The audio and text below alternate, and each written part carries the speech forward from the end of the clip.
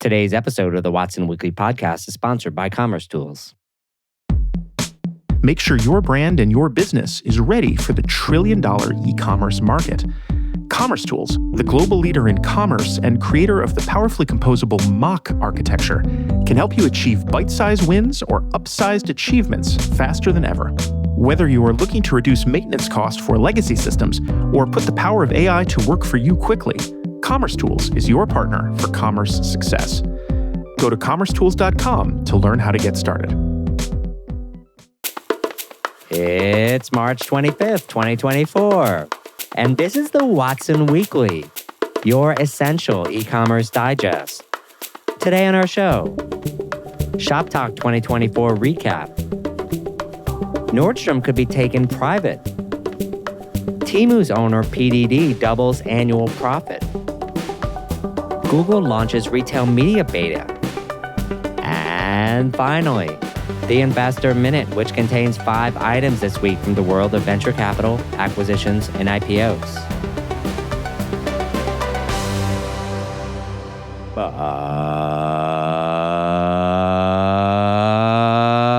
But first, in our shopping cart full of news, Shoptalk 2024 recap.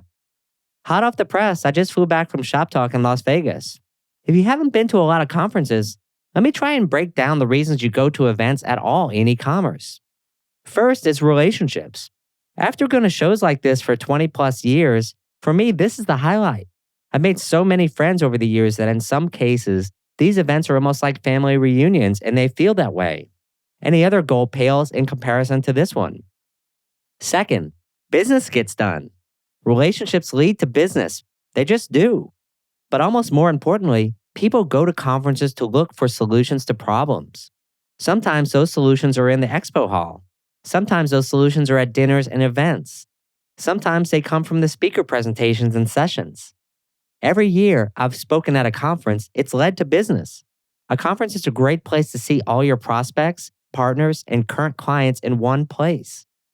Finally, one of the highlights of the show for me was an RMW Commerce hosted dinner with a select number of friends Tuesday night.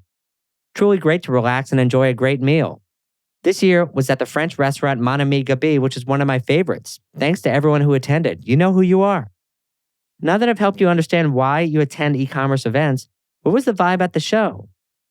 First, most retailers and brands I spoke with were still optimistic about 2024. That's a good sign in my book. Second, most attendees I spoke with were incrementally more negative about Shoptalk itself in 2024, despite the fact that most still reported that it was the best show out there. Third, I always love getting opinions from people about the speed dating matrix pods at Shoptalk, and I find people on both sides either love it or hate it. Vendors pay a lot of money for these meetings, and there is really no middle ground on how good these meetings come out. Brands are the same, finding them either extremely valuable or a complete waste of time. It's difficult to understand why there is such a bifurcation in the audience on this point. Finally, the energy level on the show floor seemed incrementally worse than last year, and the talks at the event were reported to me as worse than last year. Personally, I don't go to a lot of the talks, but this is self-reported feedback from others that I got almost universal agreement on from large brands I spoke with. Personally, I love the show and appreciate the hosts like Joe Laszlo, Adam Plum, and H.G. Connell. It's my favorite show of the year by far. And I thought you might also like to hear what others told me about their experience too. There's always things to improve. P.S. In case you didn't know, RMW Commerce is available to help you with your own marketing and events. This year, VTEX, Shopware, and Hawk Media are already coming on as sponsors to our new podcast, The Watson Weekend. Extensive has hired me to keynote their Extensive Edge user conference in San Diego from June 3rd to the 5th.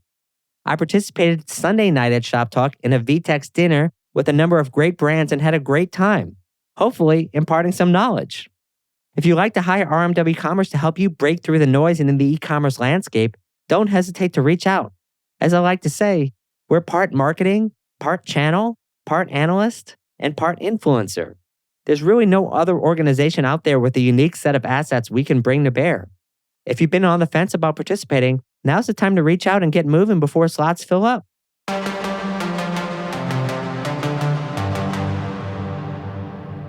Our second story. Nordstrom could be taken private.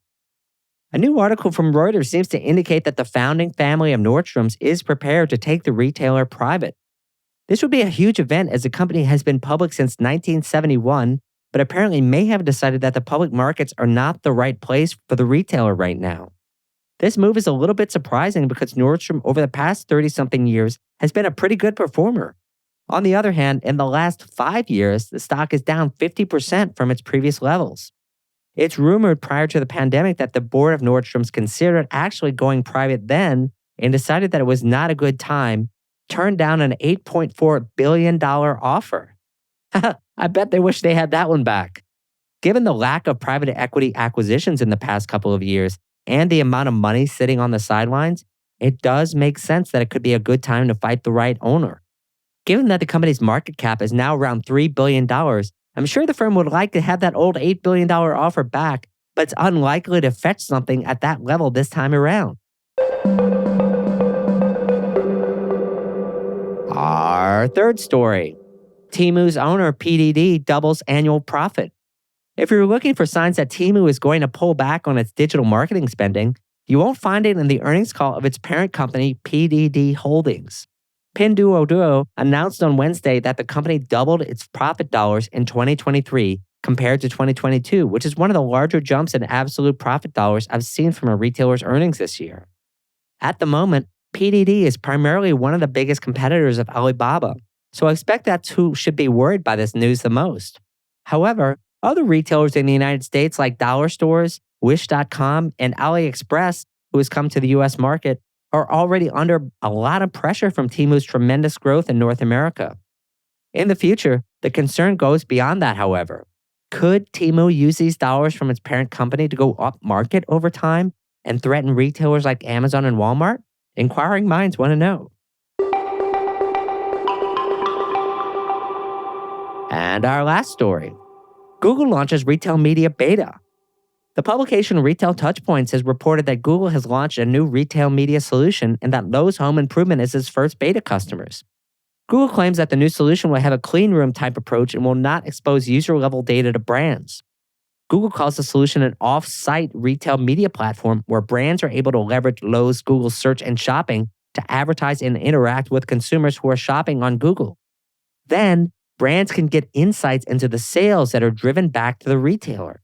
It sounds to me this is directly in Google's wheelhouse, and early indications are that Google could have a winner here. Right now, Amazon is running away with retail media spend, but it's not hard to see how Google could quickly take second place ahead of Walmart, given its advertising prowess as this program develops. Now a word from our sponsor, Commerce Tools. When a multi-billion-dollar beauty brand's e-commerce platform neared the end of its life, the entire business was at risk, including the ability to serve customers. By switching to Commerce Tools and embracing a more flexible mock architecture, the retailer's vision for connecting in-store and personalized shopping experiences became a reality. The brand can now roll out new features within days, securing its position as a modern brand that uses technology to its advantage. If you're being held hostage by your technology platform and your developers have thrown up their hands, tell them to start a free trial at commercetools.com today.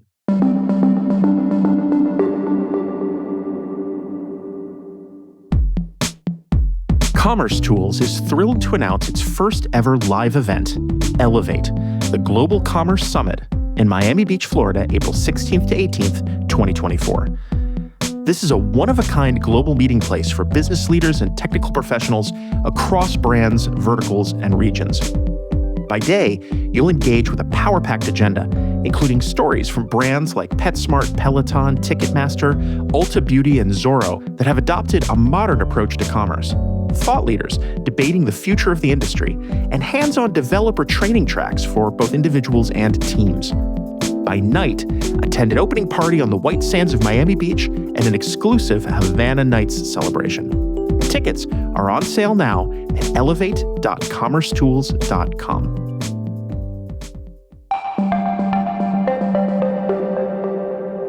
It's that time, friends, for our Investor Minute.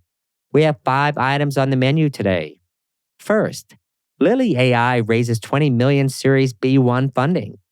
Lily AI has raised the funding aiming to enter international markets and expand social and e-commerce platform integrations. This sounds like a great trajectory for the company. Second, Big Sur AI raises $6.9 million in seed funding. The company is an AI-powered SaaS platform which raised $6.9 million in seed funding, showcasing its AI sales agent for product discovery and shopping assistance. Is this conversational commerce 3.0? Third, Outdoor Voices to close all stores. Retailer Outdoor Voices plans to close all locations and transition to online operations only. Are we beginning to see direct-to-consumer brands go back to online only? Or is Outdoor Voices an outlier, which seems like more like the case to me? Sounds like they got over their skis. Fourth, clothing brand Another Tomorrow raises $2 million in Series A funding.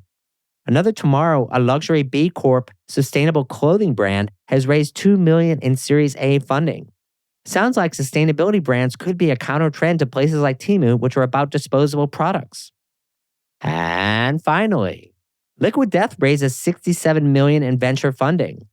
Liquid Death has secured $67 million in strategic investor funding, valued at $1.4 billion from strategic partners and distributors, indicating a potential expansion of the brand's distribution. The company represents one of the best examples of branding, marketing, and packaging in the last decade, in my opinion.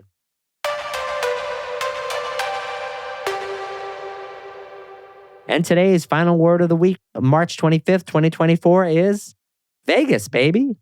Well, you probably thought that was coming. I can't say enough how much I enjoyed Shoptalk and the chance to speak in front of a great audience the last Wednesday of the show. My topic was innovation in large organizations. In addition to a 15-minute presentation, there was a 45-minute panel discussion with leaders from Mattel, Esprit, and Mars Snacking. If you missed us in Vegas, reach out to me for a copy of the presentation. Did you know that RMW Commerce has a brand new podcast? Check out the Watson Weekend for an unfiltered and lively e-commerce chat each week with me, Rick Watson, my co-host, Jess Liseski, and an array of occasional interesting guests and topics, all focused on e-commerce. You can find the Watson Weekend right here on your preferred podcast platform like iTunes or Spotify, or check us out at RMW Commerce on YouTube. That's all for this week. Till next time, Watsonians. Hi, I'm Rick Watson, CEO and founder of RMW Commerce Consulting and host of the Watson Weekly Podcast, your essential e-commerce digest. Our production partner for the series is Citizen Race Car. The show is produced by Jose Baez. Production manager, Gabriela Montague. To hear new episodes of the show every Monday morning, subscribe now at rmwcommerce.com/Watson Weekly and wherever you get your podcasts.